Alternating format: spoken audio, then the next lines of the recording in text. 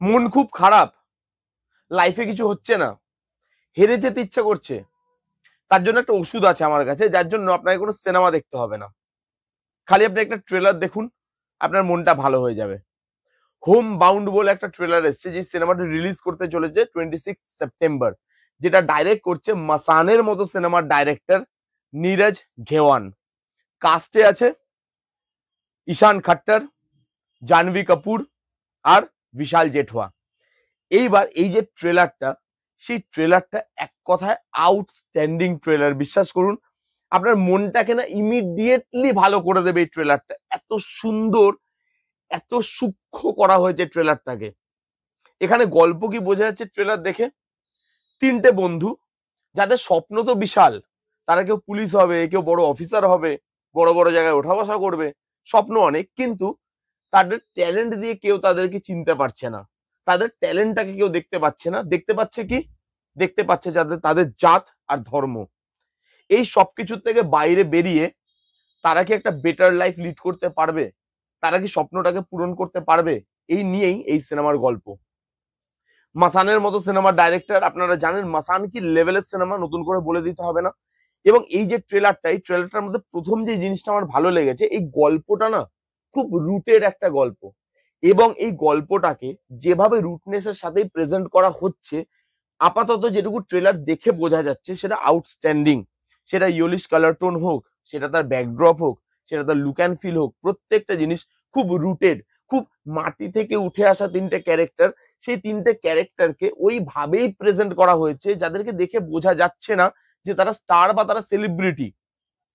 Outstanding look and feel, এবং এই সিনেমার জন্য এরকম ধরনের লুক অ্যান্ড ফিল দরকার। এবং এর যে সাবজেক্টটাও না আজকের দিনে খুব রেলেভেন্ট। দেখবেন আজকে আমাদের যত মানে আমাদের ভারতে যত ব্রিলিয়ান্ট ব্রেনস আছে, তারা এখানে না আর কাজ করতে চাইছে না।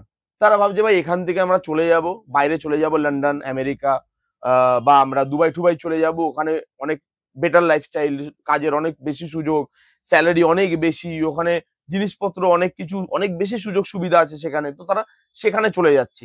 এই ডাইরেক্টর দেখাতে চাইছে যে কেন কেন আমরা স্বপ্নটা আমাদের দেশেই পূরণ করতে পারছি না, কেন আমাদেরকে স্বপ্ন পূরণের জন্য এখান থেকে বাইরে চলে যেতে হচ্ছে। সেই রকম একটা ডায়লগ এখানেও আছে, যে তুই দুবাই চলে যা, না তুই দুবাই যাবি না, তুই এখানে বসে বসে এখানে অপমান সহ্য করবি।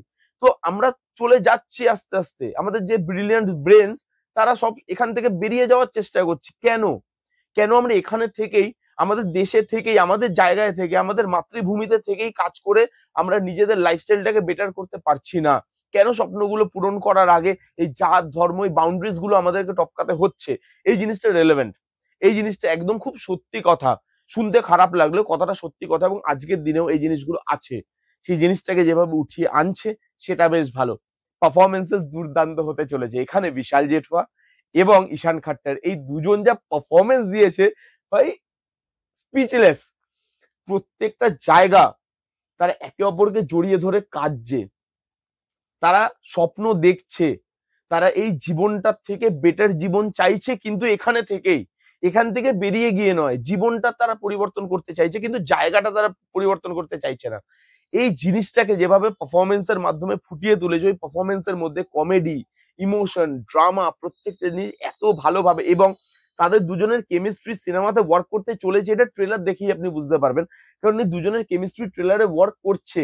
জাহ্নবী কাপুর আছে, এইবারও যদি জাহ্নবী কাপুর তার বেস্ট পারফরমেন্সটা না দিতে পারে, আপনি লিখে নিন আর কোনোদিন পারবে না।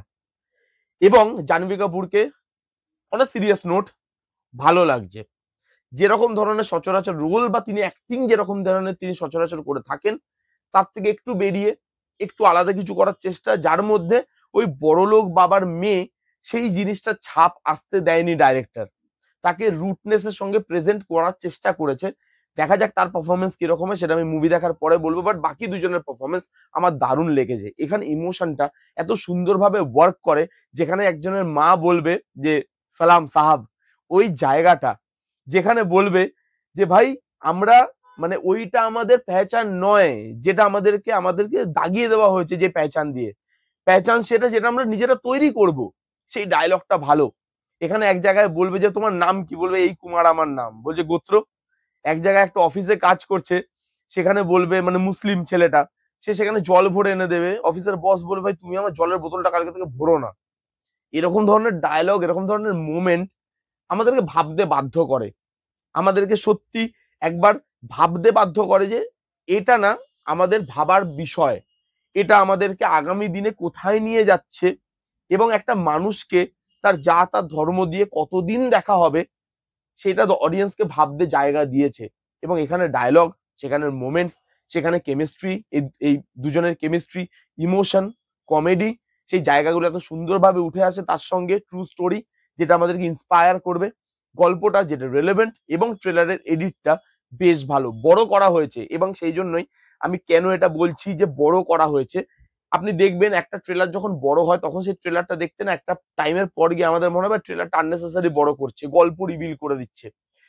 যদি একটা ট্রেলার ভালো হয়, যদি তার ইন্টেনশনটা ভালো হয়, যদি সেই সাবজেক্টটা ভালো হয়, ট্রেলার যত বড়ই হোক না কেন আপনার মন ভরে না। প্রায় 3 মিনিটের কাছাকাছি ট্রেলার, তাও ট্রেলারটা শেষ করতে ইচ্ছা করছিল না। একটা টাইমে গিয়ে মনে হচ্ছিল এটা চলুক, এদের গল্পটা দেখতে চাই। 26 তারিখ অনেকগুলো সিনেমা আসছে, এই সিনেমাটা আমার টপে থাকবে লিস্টে, এই সিনেমাটা আমি দেখবো। আউটস্ট্যান্ডিং একটা ট্রেলার হয়েছে, খুব ভালো। এই ট্রেলারটা হাসাবে, কাঁদাবে, ভাবাবে, ইন্সপায়ার্ড করবে। খুব ভালো ট্রেলার হোমবাউন্ডের। যারা যারা এখনো পর্যন্ত দেখেননি, যান, কি করছেন, এই ট্রেলারটা মন ভালো করার ওষুধ। যান গিয়ে দেখুন, দেখে এসে কমেন্ট করে জানান যে আপনাদের ট্রেলারটা কিরকম লাগলো। যারা যারা দেখেননি যান গিয়ে দেখে নিন। কেমন লাগলো রিভিউটা জানাতে ভুলবেন না। ভালো লাগলে please give a Thums up, like করবেন, কমেন্ট করবেন, শেয়ার করবেন, চ্যানেলটাকে মাস্ট মাস্ট সাবস্ক্রাইব করবেন। দেখা হচ্ছে নেক্সট কোনো ভিডিওতে, ততক্ষণ bye bye, take care and be safe.